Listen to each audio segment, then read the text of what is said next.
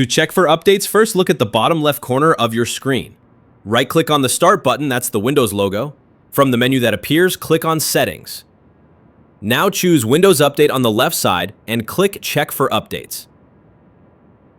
Let it finish. If it asks to restart, go ahead and do it.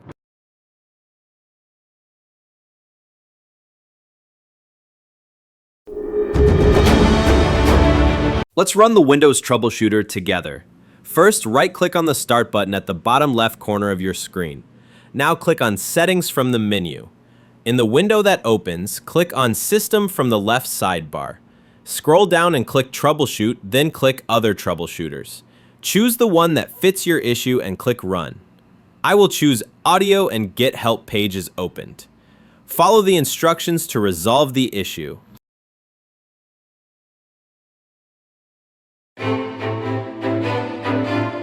To restart your computer, click the Start button at the bottom left corner. Then, click the power icon. Now, select Restart.